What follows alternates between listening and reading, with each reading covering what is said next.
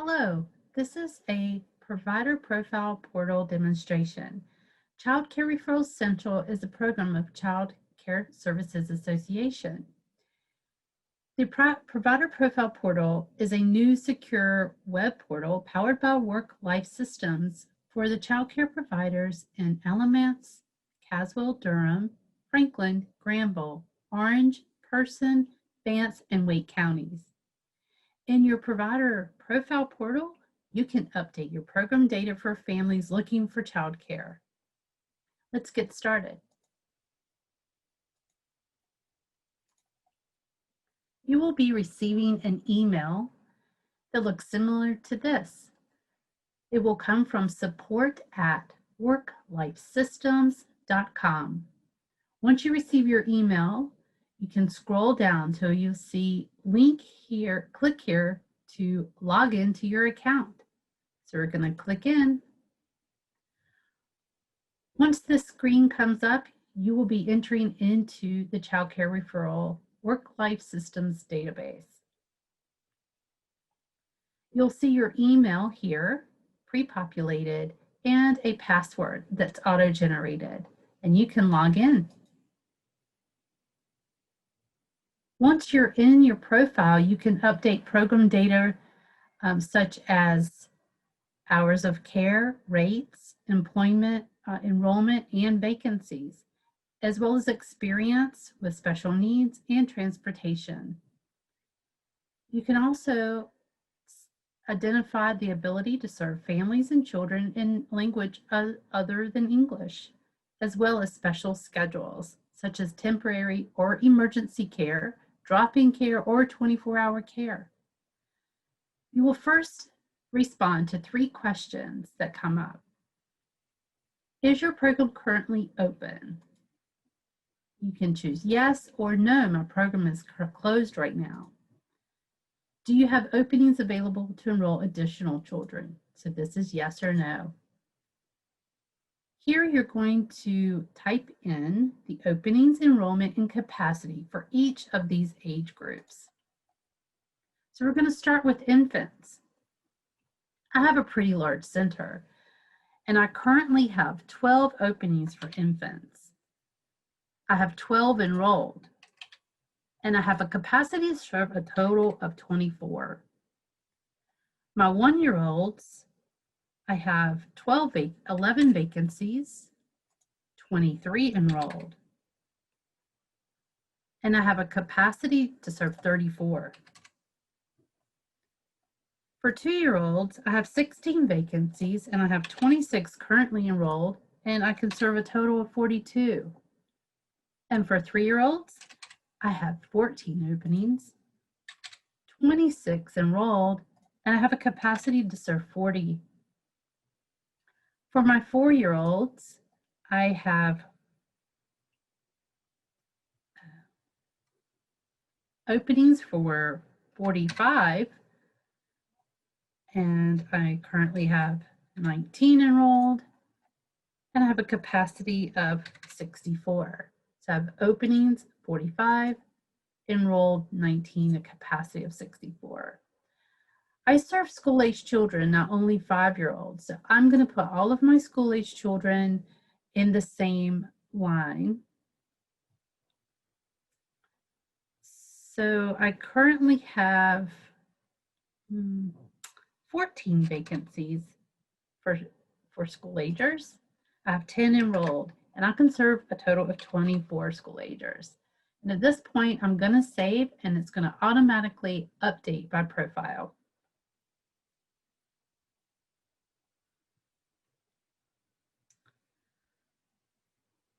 Now you'll be able to see all of the information in our referral database that's associated with your program. You can see your program name, the address we have listed for you, the county, the name of the owner or the primary contact to update your information. You want to make sure you have a good phone number so that you can be contacted easily by families. You can The email address for logging in will typically be the primary contact person's email address. So this will be the center director, the assistant director, or the family child care provider. For operators who have chains with multiple sites, each site will have a unique login and password.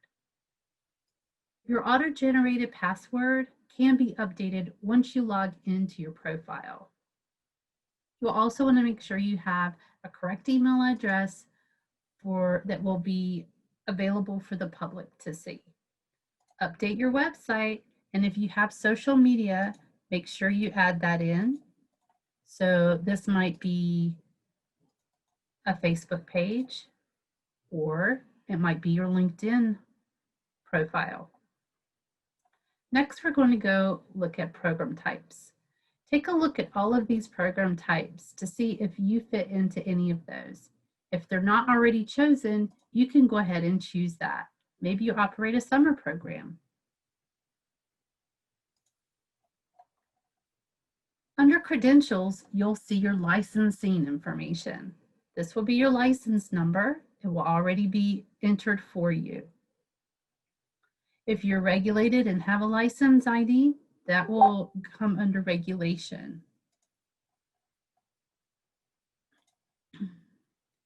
You will also see your license type, so whatever star rating you currently have.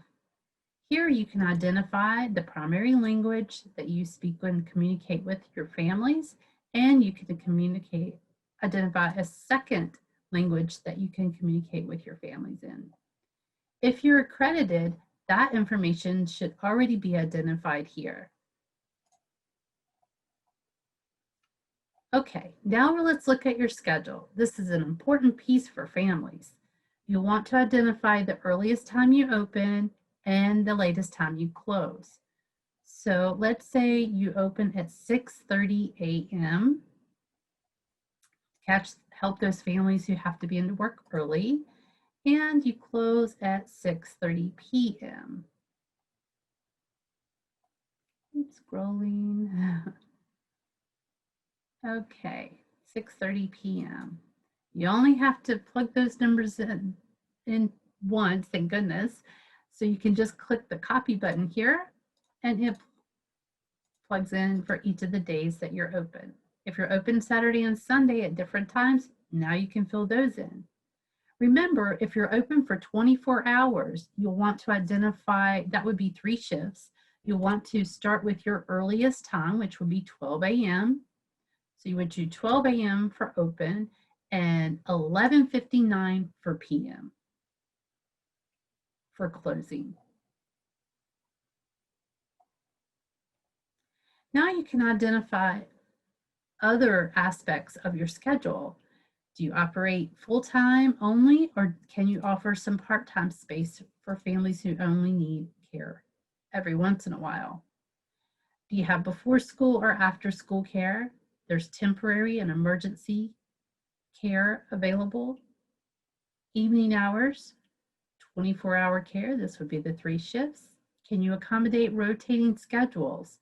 Are you open during school breaks or federal holidays, weekends, overnights? Do you offer drop-in care? Now you can identify how your program operates all year. Are you open full year, school year only, or summer only? You have a section here that's going to be important to make any special schedule notes. Your child care referral specialist will be able to identify specifics here to let families know if your schedule will meet their needs. Now we're going to scroll down into the tuition rates. Here you will be able to identify the tuition rates for each of the different age groups you serve. Oh my tuition rates have went up since the last time I updated my information. So I'm going to update these really quickly.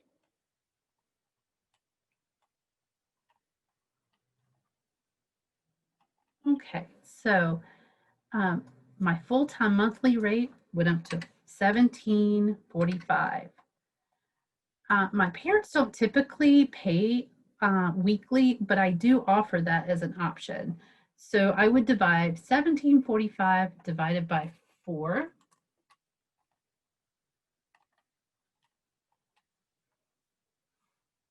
$436 a week. My toddler care, or my 1-year-old care, went up.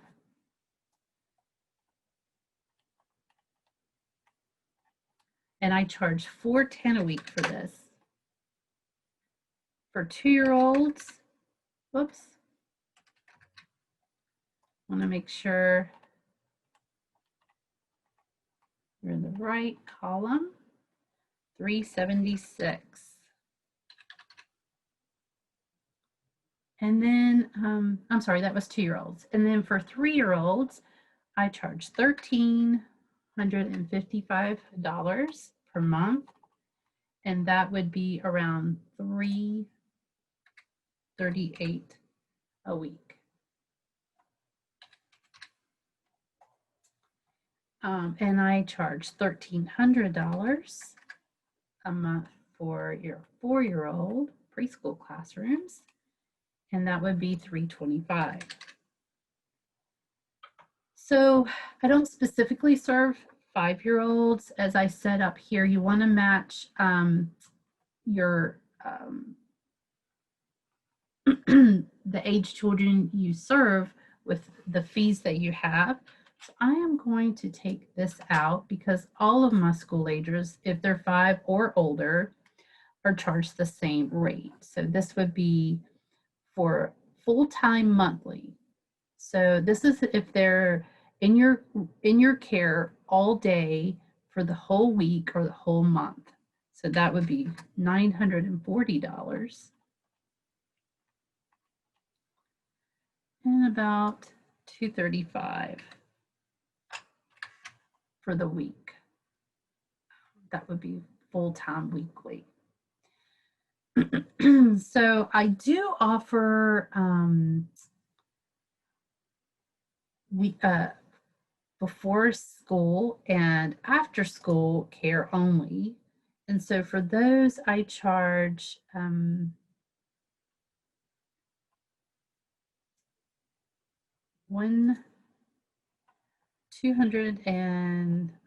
I charge $75 for before and after school on a weekly basis. And I charge $50 for after school only, and I charge $40 for before school only, and $75 for them together. Oops. Okay. And then on a monthly basis, this would be about $300 or so for part-time, which is the before and after school care for the whole month. So now I've completed my rates, except I see these extra rates over here, and I don't have before and after school care for my 4-year-olds. So I'm going to take that out. There we go. Now I'm going to move to the section that talks about the number of children I serve in each of the classrooms. So I've opened up quite a few new classrooms so that we can serve more children. And I actually have 3 classrooms in each of these age groups. Well, I only have 2 classrooms for 3-year-olds right now. I don't have the 5-year-olds, so I'm going to leave that one blank. And then 1 for my school agers. For the staff-child ratio, so I serve a group of 8 children and infants. So that's 1 to 4 is our capacity there, or staff-child ratio. My group size is 8, but my capacity is 24. because I have 3 classrooms. Currently, I have 12 enrolled and 12 full-time openings. So you'll remember when we first logged in, we plugged in the numbers for our desired capacity, our numbers enrolled, and our full-time openings. And that's what's reflected here. So at this point, I'm just really updating the number of classrooms, staff-child ratio, and group sizes. So I have 1:6 ratio for my 1-year-olds, but my group size is 12. And for my 2-year-olds, I have a 1:8 ratio, and my group size is 16. For 3-year-olds, I have a 1:10 ratio, and my group size is 20. For my 4-year-olds, I have a 1:12 ratio. My group size is 22. And I'm only going to fill in my school agers because my 5-year-olds are in with my school agers. And here I have a 1:14 ratio and a group size of 24. Now that's completely updated. Over here, openings as of, you can plug in any future date. If you know that you're going to have more openings in the future, you can plug in that date, but all of mine are open right now. So that would be today's date. So I want to make sure that I identify the full range of age of care children I serve, and I'm serving infants through school age. So that would be 2 months to 12 years and 11 months.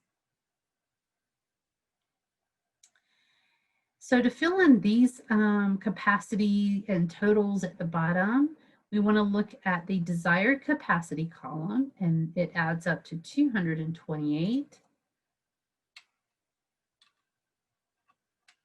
Whoops. And my license that I received from the Division of Child Development indicates I can serve up to 240 children, but I'm choosing to serve less so that I can offer a lower staff-child ratio. Currently, if you look under full-time openings, it adds it up for you, and I have 112 openings right now. Again, as these fill up, I can always come back in and update this so that I either show more or less openings. And my openings are available as of today. Now we're going to get into business policies and practices. And here I can identify any fee that I have for families. So many programs have registration fees or enrollment fees, and they might have an activity fee or maybe supply fee. So you want to look through all of these different fees and see if any of those apply for the families that you serve. Subsidized recipients pay tuition difference. What does that mean? So that means if you are currently accepting subsidized vouchers through the Department of Social Services, parents would have to pay the difference between the subsidy reimbursement rate and the family's private tuition rate. So if you do charge the difference, you'll want to make sure you click this here. And as you'll notice, anytime there is a pointer here, if you hover over it, you can get some tips that are very helpful in describing exactly what we're looking for in those fields. If you have any other fees, you can choose this one. If pay is expected when the program is closed, then you want to choose this. So if you close down for 1 week out of the year to give everyone a vacation, but you still charge your parents, you would choose this. Most families get a parent handbook or parent contract when they enroll in new programs. And you also want to identify how you communicate with your families.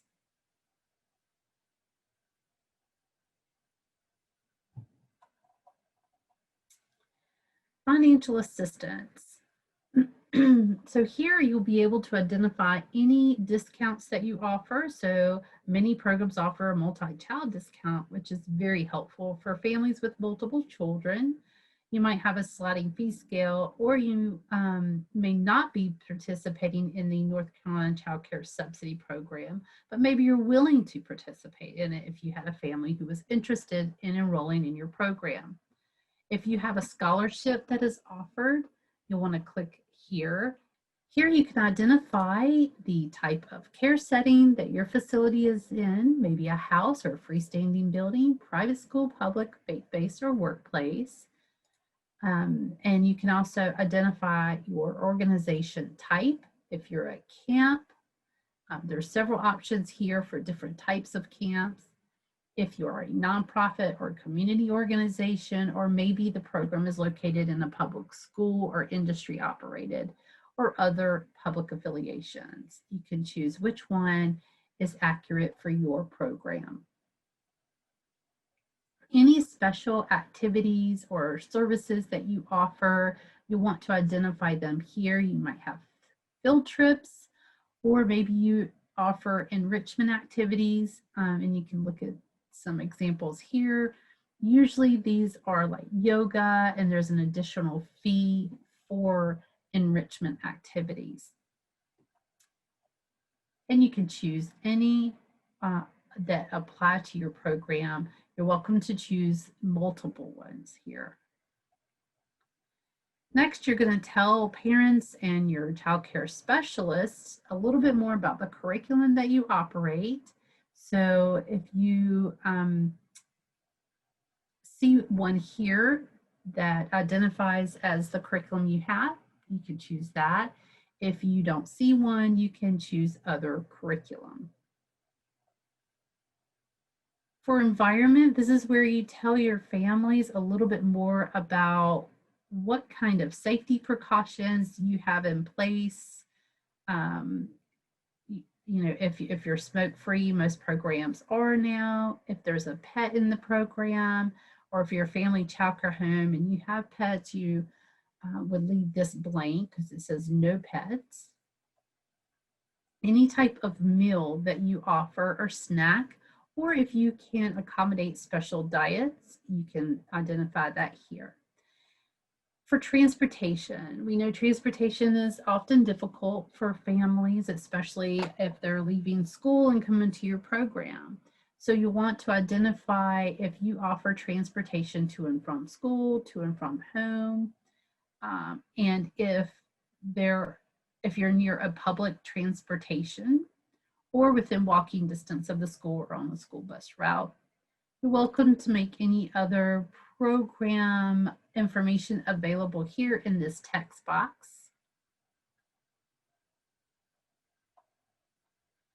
If you are a youth camp, you can identify what type of youth camp you are.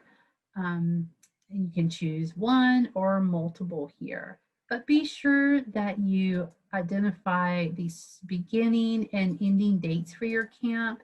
This is also really helpful for trackouts. If you're operating a trackout camp, you can say when that starts and ends, and you can update these at any time. And now we're going to talk about special needs. So many families like to know what type of experience and background you have of serving a specific type of special needs before they actually visit your program. And here you can identify any of the expertise or training that you have in any of these areas. You also can identify if you will administer medications, if you have an on-site nurse or care for sick children, or if you have respiratory equipment. You're welcome to choose as many of these that apply. Okay, so once you get your information updated, click Save. And now you can go to the Pictures tab and you can identify, you can see here that I already have some pictures uploaded that families will be able to see associated with my program.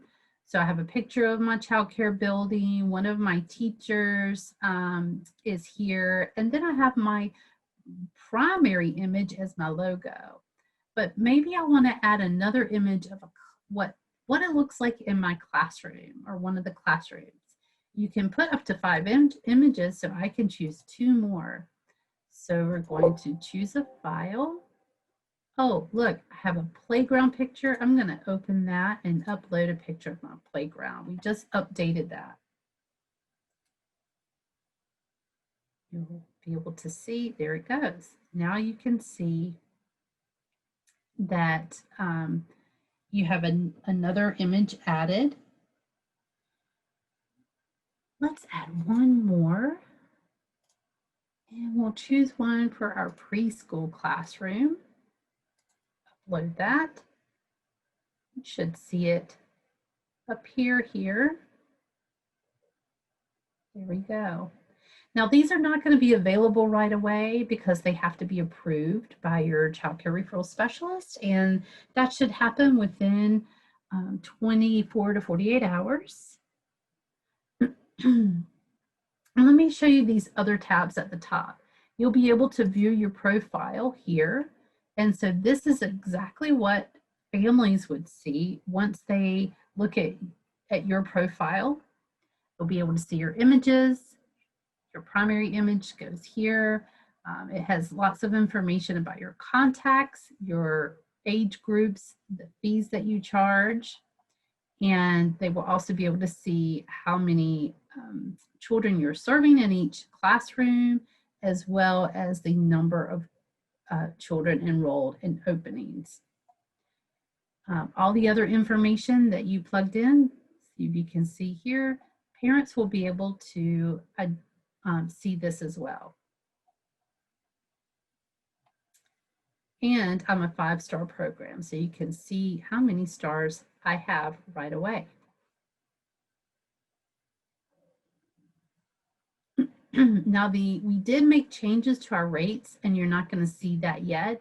Again, that has to be approved by your assigned child care referral specialist. Here you have a consumer education tab, and there's some links here to some great information you can download and share with your families.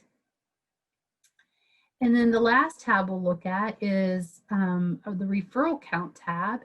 Here you'll be able to see how many referrals have been given to your program each month and how many times it was printed and emailed.